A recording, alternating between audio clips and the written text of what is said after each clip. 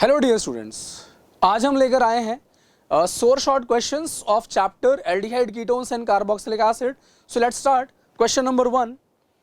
This question says which of the following upon treatment with tertiary butoxide followed by the addition of bromine water fails to decolorize the color of bromine.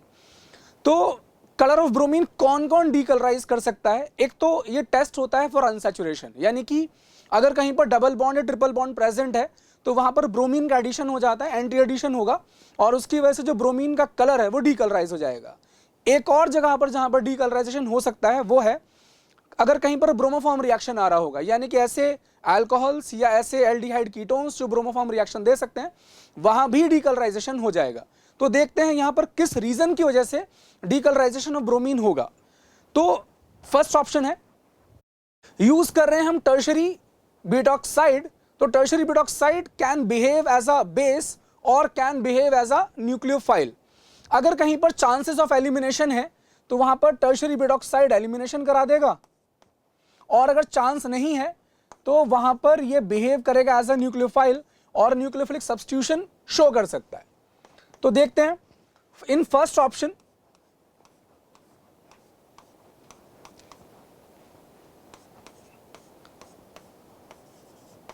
तो क्योंकि first option में bromine के respect में beta hydrogen available है, तो on reaction with tertiary butoxide ये elimination कर देगा और इस टाइप का एल्कीन मिलेगा. अगर इस एल्कीन को ब्रोमीन से रिएक्शन कराओगे तो इसके बाद एडिशन रिएक्शन हो जाएगा, इन दोनों कार्बन एटम्स को एक एक ब्रोमीन मिल जाएगा और यहां पर डीकलराइजेशन ऑफ ब्रोमीन हो जाएगा. डीकलराइजेशन ऑफ ब्रोमीन हो जाएगा. तो यानी कि जो फर्स्ट ऑप्शन है ये हमारा आंसर नहीं है. ऐसे ही करके सेम इस सेकंड ऑप्शन के अंदर भी बीटा हाइड्रोजन अवेलेबल है, तो यहां भी एल्कीन फॉर्मेशन हो जाएगा, यहां भी डीकलराइजेशन ऑफ ब्रोमीन हो जाएगा, तो ये भी हमारा आंसर नहीं है. Let's check the third option. अब थर्ड ऑप्शन में हमें दिख रहा है कि यहां पर बीटा हाइड्रोजन है ही नहीं, मतलब यहां पर ये वाला जो कार्बन एटम है इसके रिस्पेक्ट में कहीं पर बीटा हाइड्रोजन नहीं है. तो यहां पर इस टर्शरी ब्यूटॉक्साइड को, टर्शरी ब्यूटॉक्साइड है क्या? ये है. तो इस टर्शरी ब्यूटॉक्साइड को यहां पर सब्स्टिट्यूशन करना ही पड़ेगा. तो सब्स्टिट्यूशन के बाद जो प्रोडक्ट बनेगा वो होगा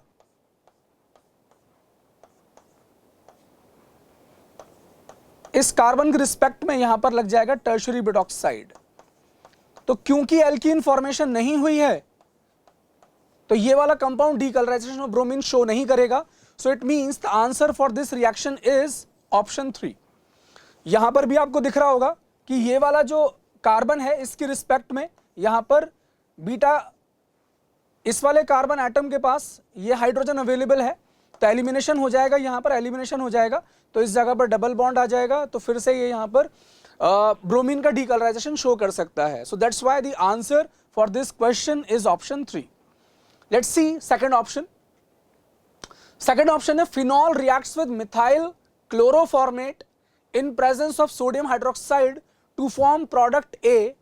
A reacts with Br2 to form product B. A and B respectively are. तो चेक करते हैं, फिनॉल को रिएक्शन करवाया जा रहा है मिथाइल क्लोरोफॉर्मेट के साथ इन प्रेजेंस ऑफ सोडियम हाइड्रोक्साइड. तो यानी कि सबसे पहले इस फिनॉल का सोडियम हाइड्रोक्साइड के साथ अगर रिएक्शन होगा तो ये बनाएगा सोडियम फिनॉक्साइड, यानी कि स्ट्रॉन्गर बेस या एक स्ट्रॉन्गर न्यूक्लियोफाइल जनरेट हो चुका है. अब इसको आगे रिएक्शन करवाकर देखते हैं मिथाइल क्लोरोफॉर्मेट के साथ. तो मिथाइल क्लोरोफॉर्मेट है ClCOOCH3, ये है मिथाइल क्लोरोफॉर्मेट. अब यहां पर ये इसके साथ में nucleophilic addition followed by elimination, ये रिएक्शन शो करेगा.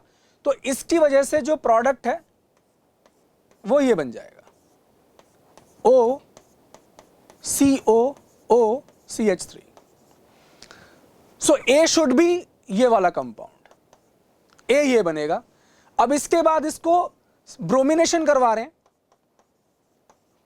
तो क्योंकि रिंग एक्टिवेटेड है because of the plus are effect of this oxygen, इसके प्लस आर इफेक्ट के चलते ये रिंग एक्टिवेटेड है, तो सिंपल Br2 के साथ भी एडिशन रिएक्शन हो जाएगा। और इसके बाद जैसे फिनॉल का हो जाता है, अगर आप फिनॉल का ब्रोमिनेशन करा रहे हो इन प्रेजेंस ऑफ CS2 या फिर किसी नॉन पोलर सॉल्वेंट की प्रेजेंस में, तो एटलीस्ट एक बार ब्रोमिनेशन हो सकता है। और अगर कॉन्सेंट्रेट है या फिर एक्वस ब्रोमीन है या फिर किसी भी पोलर प्रोटिक मीडियम में ब्रोमिनेशन कराने फिनॉल का, तो फिर ट्राई ब्रोमिनेशन भी पॉसिबल है। तो यहां पर एटलीस्ट एक सिंगल ब्रोमिनेशन तो हो ही जाएगा, क्योंकि रिंग फिनॉल के बराबर भी एक्टिवेटेड नहीं है, तो यहां पर एटलीस्ट एक ब्रोमिनेशन पॉसिबल है, COOCH3, और यहां पर आ जाएगा Br, तो ये है हमारा B। So the answer for this question is option 3। Okay, let's see question number 3। So question number 3 जैसा हमें दिख रहा है, कुछ एल्डोल टाइप ऑफ रिएक्शन है। अब एल्डोल में भी क्या है कि कहां से जो इनोलेट आयन है वो प्रोड्यूस करवाया जाए और कहां अटैक कराया जाए, ये डिपेंड करता है। क्योंकि एल्डिहाइड्स जो होते हैं वो ज्यादा रिएक्टिव होते हैं फॉर न्यूक्लियोफिलिक एडिशन रिएक्शन, तो एक्चुअली होगा क्या कि जो सोडियम हाइड्रोक्साइड है वो ये अल्फा हाइड्रोजन निकालेगा इस कीटोन का, यहां पर इनोलेट आयन प्रोड्यूस होगा, वो इनोलेट आयन अटैक करेगा फिर इस एल्डिहाइड के ऊपर, क्योंकि aldehydes are more reactive towards nucleophilic addition reaction. So C reaction होगा क्या? सबसे पहले जो अल्फा हाइड्रोजन है, क्योंकि एसिडिक होते हैं, this alpha hydrogen is acidic. क्यों एसिडिक होगा? क्योंकि बनने वाला जो कॉन्जुगेट बेस है, these are acidic in nature, बनने वाला जो कॉन्जुगेट बेस है it is resonance stabilized. So OH minus from sodium hydroxide will abstract the hydrogen और यहां पर जनरेट कर देगा एक न्यूक्लियोफाइल CH2 नेगेटिव। क्योंकि यहां पर रेजोनेंस पॉसिबल है इसलिए वाला हाइड्रोजन एसिडिक भी था। मैं ये बना देता हूं, आफ्टर रेजोनेंस ये इनोलेट आयन बनता है। अब इसका अटैक होगा इस एल्डिहाइड के ऊपर, तो यहां से ये वाला कार्बन यहां अटैक करेगा और इसके बाद ये कंपाउंड बनेगा benzene COCH2 CHO negative CH3। अब इसका आप प्रोटोनेशन करा सकते हो, वर्कअप करा सकते हो। वाटर के साथ जब रिएक्शन होगा तो this O minus will abstract hydrogen from this water, तो वाटर में से हाइड्रोजन इसके पास जाएगा, यहां से एक नया OH माइनस जनरेट हो जाएगा। सो बन जाएगा जो प्रोडक्ट है वो ये बनेगा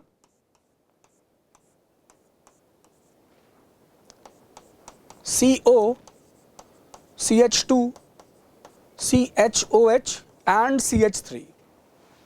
So it matches with option number 4. So the answer for this question is option 4. Let's see next question. Next question में बात चल रही है कि अल्कलाइन हाइड्रोलिसिस का ऑर्डर क्या होना चाहिए, the decreasing order of ease of alkaline hydrolysis of the following esters. तो बेसिकली हाइड्रोलिसिस अगर किसी एस्टर की अल्कलाइन होती है तो उसका जनरल मैकेनिज्म ये है, इस टाइप का सपोज जनरल एस्टर है, so the base from the alkaline medium has to attack over this carbon atom, this pi bond will break और ये बनाएगा OH OR प्राइम। इसके बाद में this pi bond will again form and this OR prime minus has to leave. Is this type of reaction is called as nucleophilic addition followed by elimination. The RDS of this reaction is attack of OH minus over this carbon atom. So the ease of attack by OH minus over this ester is the RDS. इसका मतलब ये हुआ कि जितना easily इस carbon atom के ऊपर attack होगा उतना ही ज्यादा रेट ऑफ रिएक्शन होना चाहिए रिएक्शन का। अब इसका अटैक इस कार्बन एटम के ऊपर कैसे डिपेंडेंट है यहां पर इस कार्बन एटम के ऊपर है delta positive charge because of the polarization by this oxygen and this oxygen.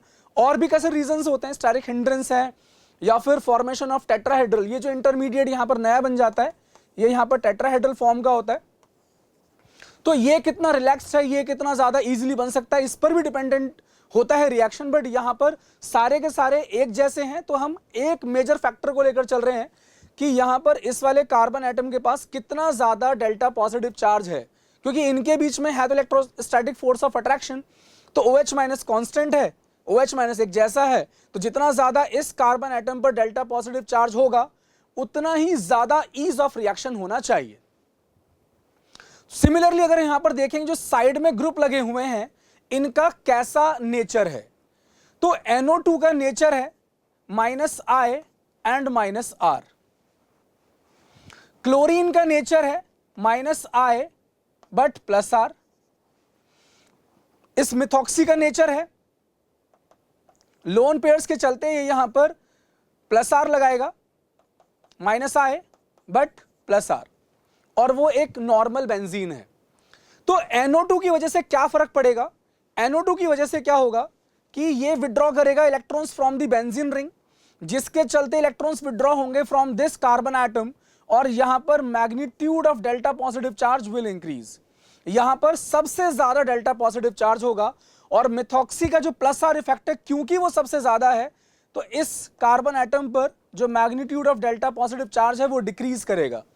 तो इन सब में इस कार्बन एटम के ऊपर सबसे ज्यादा डेल्टा पॉजिटिव चार्ज है और इस वाले कार्बन एटम के ऊपर सबसे कम डेल्टा पॉजिटिव चार्ज है, तो इलेक्ट्रोस्टैटिक फोर्स ऑफ अट्रैक्शन यहां सबसे ज्यादा होगा, ईज ऑफ रिएक्शन इस थर्ड ऑप्शन के अंदर सबसे ज्यादा होगा और सबसे कम होगा इस फोर्थ के अंदर। तो यानी कि थर्ड में सबसे ज्यादा होगा, फिर फोर्थ में सबसे कम होगा, क्योंकि हैलोजेंस के लिए जो -I इफेक्ट होता है वो डोमिनेटिंग होता है। तो ये क्लोरीन मेजरली यहां से इलेक्ट्रॉन्स थोड़े बहुत इलेक्ट्रॉन डेंसिटी विड्रॉ ही कर रहा होगा, तो यहां पर भी magnitude of delta positive charge increase करेगा, लेकिन NO2 का -I -R ज्यादा इफेक्ट लगाएगा एज कंपेयर टू सिर्फ क्लोरीन का -I, और NO2 का सिर्फ -I भी ज्यादा होता है क्लोरीन से। तो यहां पर जो यहां पर इंक्रीमेंट आएगा डेल्टा पॉजिटिव का वो एज कंपेयर टू क्लोरीन ज्यादा आएगा। तो यानी कि थर्ड के बाद जो आना चाहिए नंबर वो सेकंड का आना चाहिए, फिर फर्स्ट का आना चाहिए और फिर लास्ट में फोर्थ का आना चाहिए। So the most reactive species among all these is third, उसके बाद सेकंड, उसके बाद first and then fourth. So the answer for this question should be option 4. Let's see next question. This question is about the following major product of the following reaction is NaBH4 के साथ reaction करवा रहे हैं। So basically NaBH4 is sodium boron hydride and it's a source of hydride. It's a source of H negative. तो H negative attack कर सकता है उन जगहों पर जो कि ऑलरेडी पोलराइज्ड हैं, जैसे कि यहां पर इस कीटोन के ऊपर डेल्टा पॉजिटिव चार्ज होगा और यहां पर डेल्टा नेगेटिव चार्ज होगा। So the hydride from NaBH4 can attack over this place और ये यहां से इसको पाई बॉन्ड तोड़ देगा। Similar kind of polarization is available here, यहां पर H नेगेटिव अटैक कर सकता है और ये वाला पाई बॉन्ड टूट जाएगा। बट इस वाले पाई बॉन्ड के पास कोई पोलराइजेशन नहीं है, ये एक आइसोलेटेड एल्कीन है, इस तरीके से अज्यूम किया जा सकता है, एक सिंपल एल्कीन है जहां पर पोलराइजेशन नहीं है, तो H नेगेटिव यहां पर अटैक नहीं कर सकता। एक जनरल सा मैकेनिज्म बता देता हूं, जैसे सपोज कोई एल्डिहाइड या कीटोन है, तो हाइड्राइड फ्रॉम NaBH4 अटैक करेगा, ये यहां पर अटैक करेगा, this pi bond has to dissociate, एक टेट्राहेड्रल फॉर्म होगी, O नेगेटिव Na पॉजिटिव। अगर हमें सॉल्वेंट नहीं भी दिया है इस रिएक्शन के अंदर तो भी अज्यूम करके चलते हैं कि अल्कोहल होगा। जनरली NaBH4 के साथ जो सॉल्वेंट लिया जाता है वो अल्कोहल लिया जाता है, तो आगे इसको प्रोटोनेट करने का जो काम है वो किसी अल्कोहल का होगा। इथेनॉल जनरली यूज किया जाता है, तो इसके बाद ये कंप्लीटली अल्कोहल फॉर्म के अंदर कन्वर्ट हो जाएगा। सो जो एल्डिहाइड या कीटोन्स है वो कन्वर्ट होंगे अल्कोहल के अंदर और ये जो आइमाइन है ये कन्वर्ट होगा सेकेंडरी अमीन के अंदर और एल्कीन एज इट इज रह जाएगा। तो कीटोन कन्वर्ट होगा अल्कोहल में, ये आइमाइन कन्वर्ट होगा सेकेंडरी अमीन में और डबल बॉन्ड रहेगा as it is. So the answer for this question is option 4। Let's see next question, question number 6। ये भी एल्डोल कंडेंसेशन के ऊपर ही बेस्ड है। In the following reaction products A and B are. जैसा हमने पहले कहा था कि हाइड्रोजन कहां से निकाला जाए, कॉन्जुगेट बेस या इनोलेट आयन कहां बनाया जाए और कहां अटैक होगा, ये डिपेंडेंट सिर्फ इसी चीज के ऊपर है कि जो एल्डिहाइड्स होते हैं वो ज्यादा रिएक्टिव होते हैं न्यूक्लियोफिलिक एडिशन के लिए। तो हमें इसके केस में कीटोन साइड से हाइड्रोजन निकालना पड़ेगा, अल्फा वाला जो कि एसिडिक होता है। इस कार्बन एटम पर कॉन्जुगेट बेस जनरेट करना होगा और इसको यहां पर अटैक करवाएंगे क्योंकि एल्डिहाइड साइड है और जो कि रिएक्टिव ज्यादा है फॉर एल्डोल रिएक्शन। तो सेम काइंड ऑफ मैकेनिज्म चलेगा जैसे पहले था।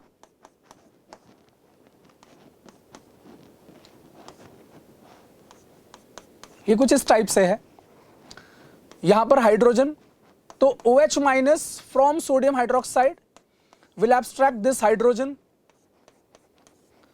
जनरेट होगा ये वाला इनोलेट आयन, अभी अटैक करेगा इस वाले कार्बन एटम पर, साइक्लाइजेशन हो जाएगा एंड आफ्टर साइक्लाइजेशन प्रोडक्ट ये बनेगा।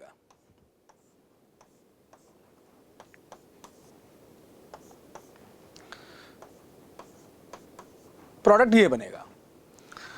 अब इसके आगे करवाया है, ये ए है, ये ए है। अब इसके आगे रिएक्शन करवाया इसको एसिडिफाइड वाटर से, तो यानी कि H पॉजिटिव का अटैक कराना है। H पॉजिटिव अटैक करेगा इस O के लोन पेयर्स के ऊपर, हाइड्रोनियम आयन इंटरमीडिएट बनेगा। अगर मैं सिंपल स्टेप में कहना चाहूं, यहां पर हाइड्रोनियम आयन इंटरमीडिएट बनेगा, ऑक्सीजन के ऊपर पॉजिटिव चार्ज अनस्टेबल है, इसके चलते यहां से एक वाटर लीव कर जाएगा। सो with the loss of water intermediate ये वाला बन जाएगा, ये इंटरमीडिएट बन जाएगा with the loss of water.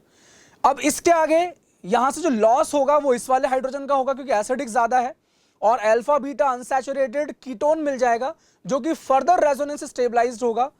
So hydrogen भी यही एसिडिक है, यानी कि इसका लॉस कंपैरेटिवली किसी और हाइड्रोजन से ज्यादा आसान है, और बनने वाला जो प्रोडक्ट है वो भी थर्मोडायनेमिकली कंट्रोल्ड प्रोडक्ट है, वो स्टेबल ज्यादा है।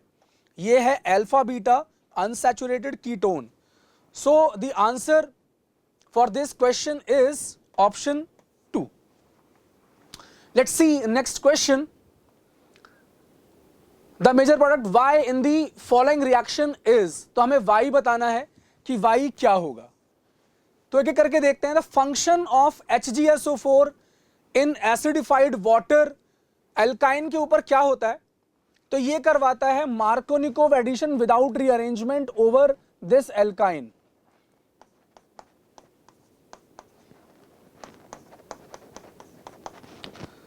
जब यहां पर आप इसको रिएक्शन करवाओगे विद HgSO4, मैकेनिज्म भी है इसका ठीक ठाक, लेकिन फिलहाल जरूरत नहीं है क्योंकि सिंपल मार्कोनिकोव एडिशन कराना होता है without rearrangement.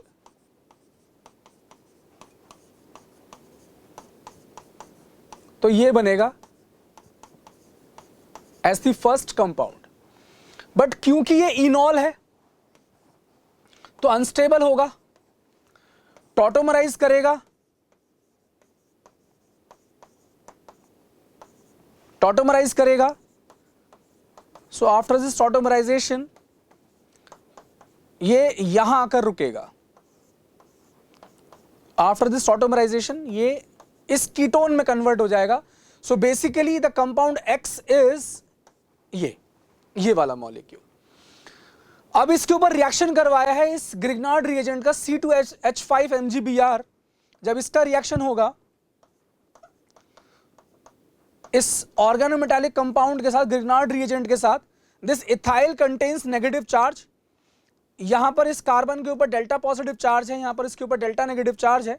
So negative ethyl attack करेगा इस कार्बन एटम कीटोन वाले के ऊपर, ये पाई बॉन्ड डिसोसिएट करेगा। So after this dissociation product बनेगा ये CH3CH3, और अगर फर्स्ट स्टेप में ये कराया, सेकंड स्टेप में वाटर से रिएक्शन करा दूं तो directly the compound will be C2H5OH CH3। ये बनेगा इस रिएक्शन के पहले स्टेप के बाद। अब इसका आगे रिएक्शन करवाया है with concentrate sulphuric acid, dehydration करवाना है। सो डिहाइड्रेशन के लिए क्या होगा, सेट्जेफ एलिमिनेशन, ऑक्सीजन के लोन पेयर्स अटैक करेंगे ओवर दिस H पॉजिटिव, फिर से वही हाइड्रोनियम आयन इंटरमीडिएट बनेगा, और उस हाइड्रोनियम आयन इंटरमीडिएट के बाद एक कार्बोकेटायन बनेगा एज एन इंटरमीडिएट।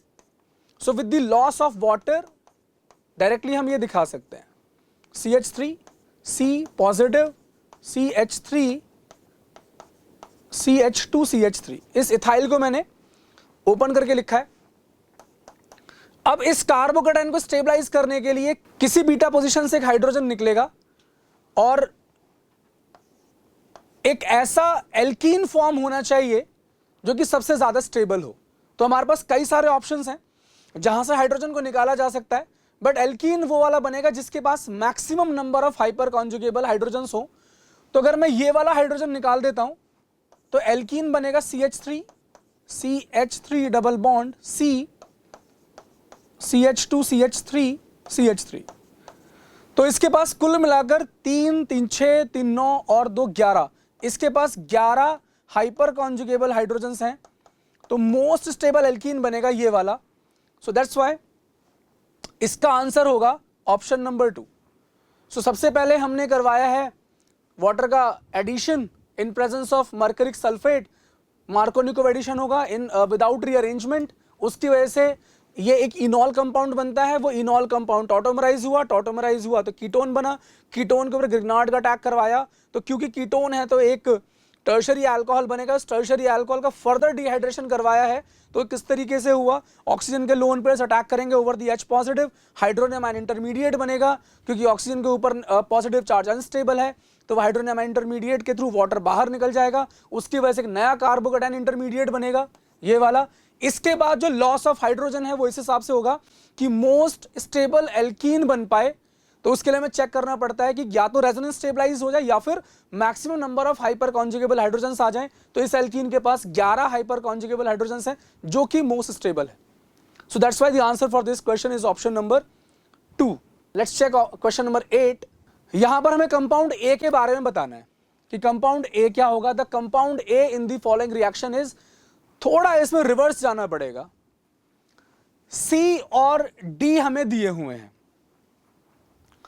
सी कोई ऐसा कंपाउंड है जो कि कॉन्सेंट्रेट KOH के बाद एक इस टाइप का रिएक्शन दे रहा है। देखा जाए तो अगर मैं सी को मानकर चलूं कि बेंजल्डिहाइड है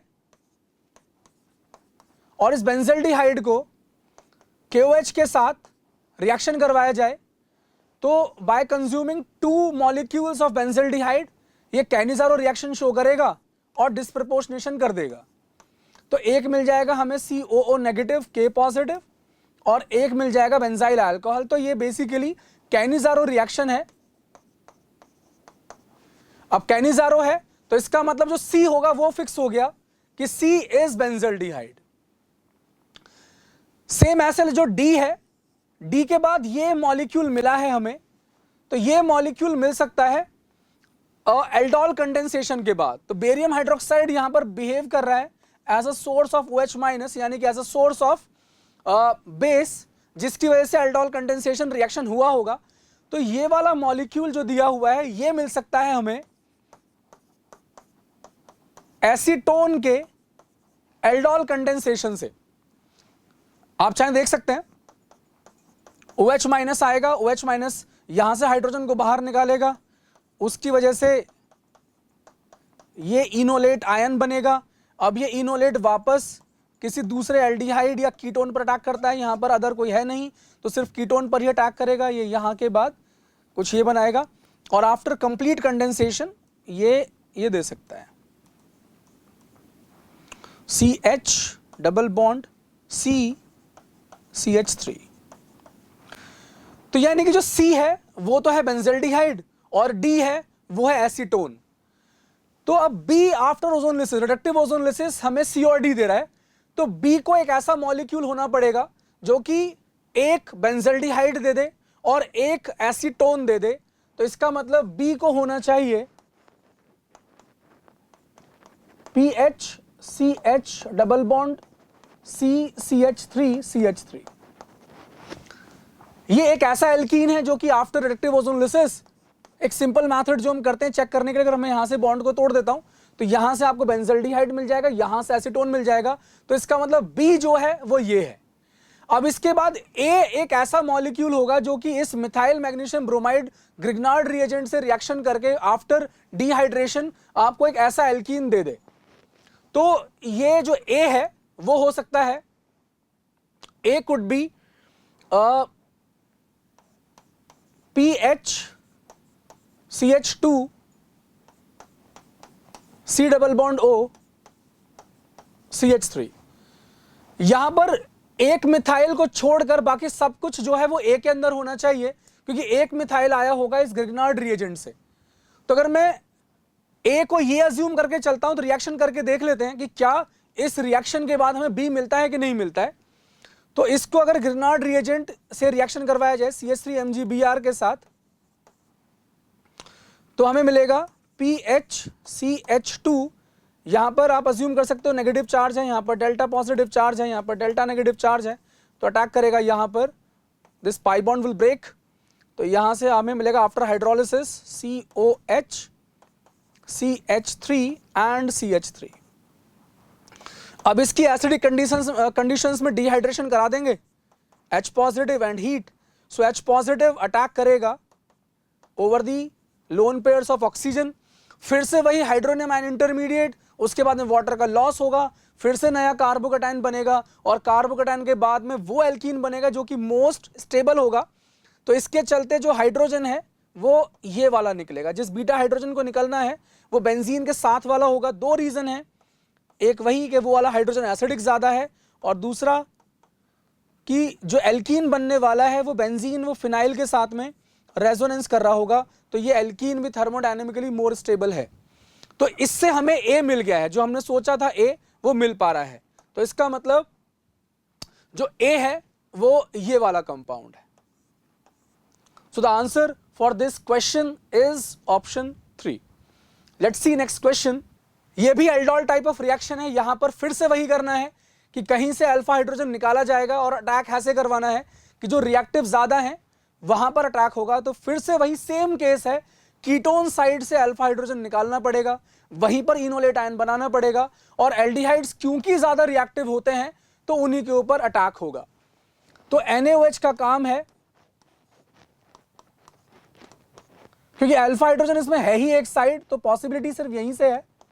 तो सोडियम हाइड्रोक्साइड में से OH माइनस अटैक करेगा इस वाले हाइड्रोजन को बाहर निकालने में, और ये कॉन्जुगेट बेस जनरेट हुआ है।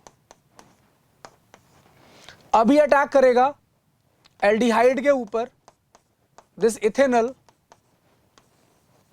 और आफ्टर गेनिंग प्रोटोन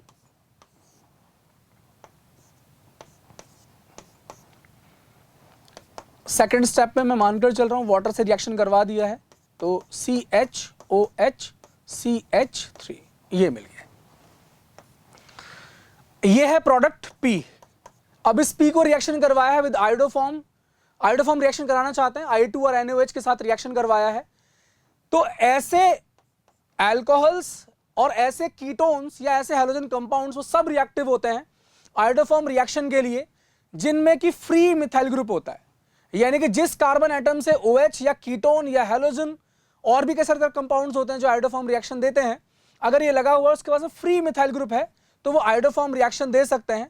तो eight the end of the reaction जो ये वाला carbon atom it will be converted into iodoform, पूरा प्रॉपर मैकेनिज्म है, बट डायरेक्टली भी कर सकते हैं। तो ये बनाएगा C double bond O negative, और एक ये वाला सेम ये वाला कार्बन एटम आयोडोफॉर्म में कन्वर्ट हो गया होगा। अब इसका आगे फिल्ट्रेट को HCl से रिएक्शन करवाया है, तो HCl से रिएक्शन कराने का जो पर्पस है वो सिर्फ वर्कअप का है, यानी कि इसको प्रोटोनेट करने का है। सो आफ्टर कंप्लीट प्रोटोनेशन ये मिल जाएगा COOH। At the end of the reaction आपको मिल जाएगा option number 3। So the answer for this question is option 3।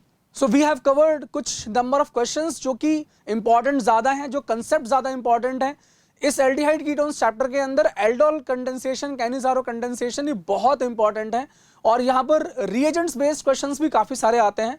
तो आपको reagent based questions, aldol condensation, Cannizzaro condensation, ये ऑन टिप्स होना चाहिए, आयोडोफॉर्म रिएक्शन, ये सब रिएक्शंस आपको अच्छे से आने चाहिए। So all the best, thank you.